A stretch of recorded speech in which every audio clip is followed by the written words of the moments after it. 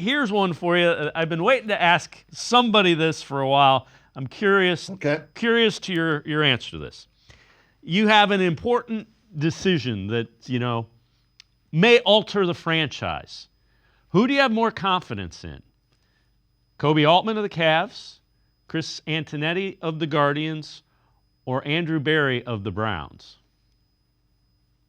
Of those three, and Koby Altman has done pretty well so far this offseason. I was concerned about the coaching hire. I like Atkinson of the guys that were available. I thought he was at the top of the list, okay? So I like that.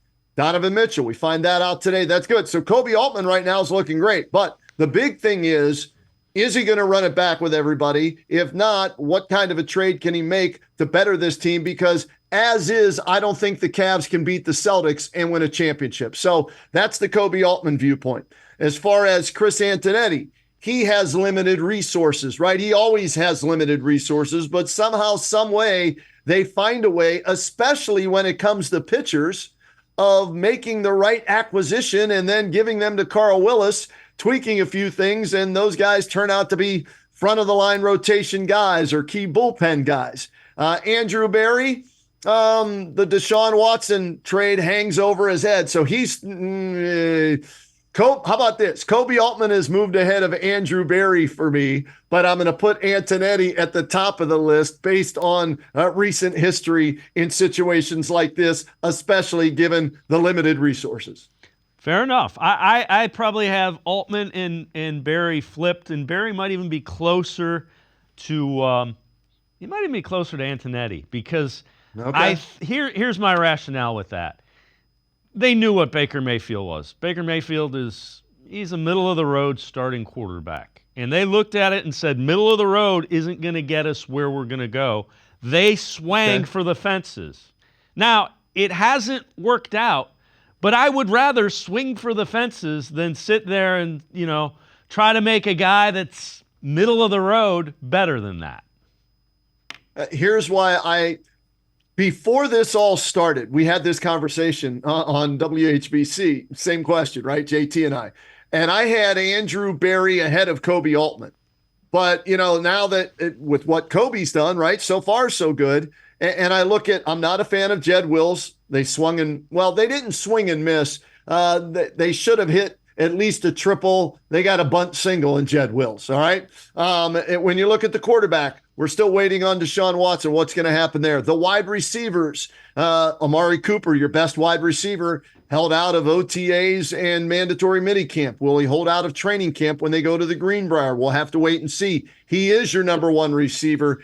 You can't have that hanging over your head. They overpaid Jerry Jeudy, in my opinion. He hasn't done enough to earn that kind of money. So that's why all of a sudden Berry maybe is dropped on my list, where for you, he's a little bit higher. Yeah, no, I like the Jerry Jeudy signing. I think he's ahead of the market instead of being behind it. But again, I certainly can understand somebody who views it the way that you're explaining it as well. I think he's been pretty good at being ahead of the market. We'll see.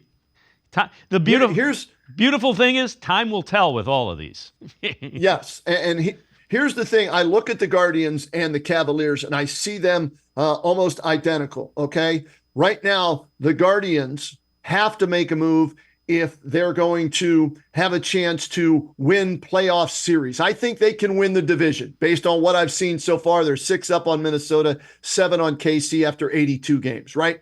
I think that they have the bullpen and enough offense to win that division. But when it gets to the playoffs, I don't know how far they can go. So if they stand pat, then winning the division is all they're going to do. Cavaliers, same thing. If they stand pat, running it back just with a new coach and keeping the core 4 together, hey, they're going to make the playoffs and maybe they win a first round, but I don't see them getting to the Eastern Conference Finals. Not with the Knicks adding Mikal Bridges. I know they lost Hartenstein, but still they add Mikal Bridges, right? The Pacers were in the Eastern Conference Finals last year. People forget that already. Boston won the NBA championship, and the Philadelphia 76ers are adding guys left and right. Andre Drummond, Paul George, whoever it is. So both the Cavaliers and the Guardians need to do something more than what they've done to this point if they're going to have a chance to advance further in the postseason.